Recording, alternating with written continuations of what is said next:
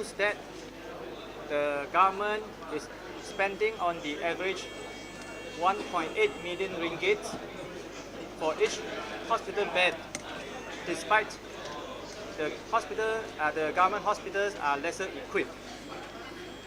It was announced in the news on the 1st of November, George Kent had received a letter of award to design and build a 150-bed hospital in Tanjung Karang for the sum of 277.2 million ringgit.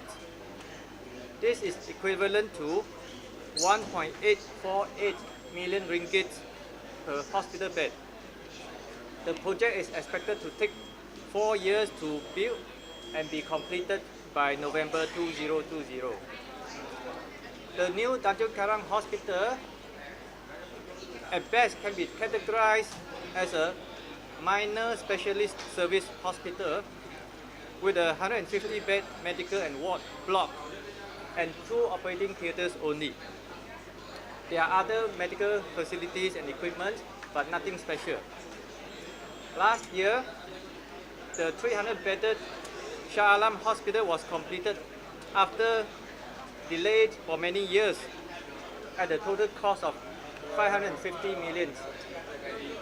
This also worked out to be 1.83 million ringgit a bed.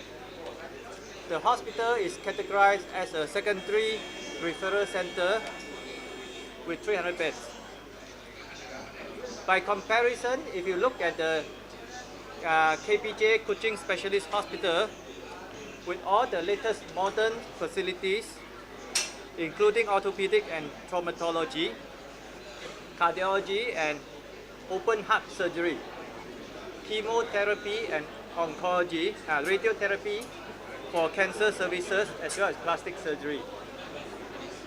All these services are not available in many state hospitals, like in Perlis, Perak, Terengganu, or Malacca.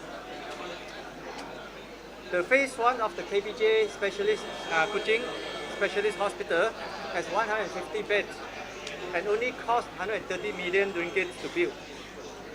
The cost per bed is less than a million, 866,666 ringgit. It is less than half of the cost of building Tanjung Karang Hospital and Shah Alam Hospital. I would like to ask the Health Minister to explain why the cost of building new government hospitals is so much higher than the private hospitals. Why are we paying twice the amount for lesser equipped facilities? The worst thing after paying so much more for the hospitals is many of them run into problems and fallen behind schedule. Shah Alam Hospital was completed after the first contractor was terminated and taken over by Gadang. Private Kunta Hospital was also labor sick, if you search on the internet, and very much delayed. With the 2017 budget allocation for new hospital slashed by 90% to only 177 million ringgit. We cannot be wasteful and hope to achieve an additional 100 hospital beds only at the cost of 1.8 million per bed. Malaysia needs an extra 30,000 hospital beds to meet the needs of the health of the nation with a 30 million population. At this rate, it will take the government 300 years to achieve the number. In fact, many new hospitals are not extra hospitals.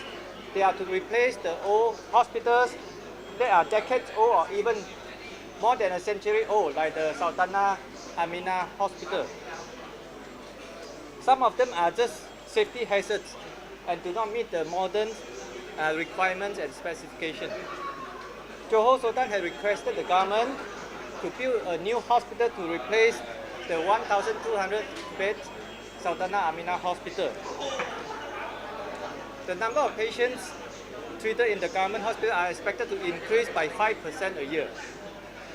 Many hospitals will collapse under the strains before the new ones are completed.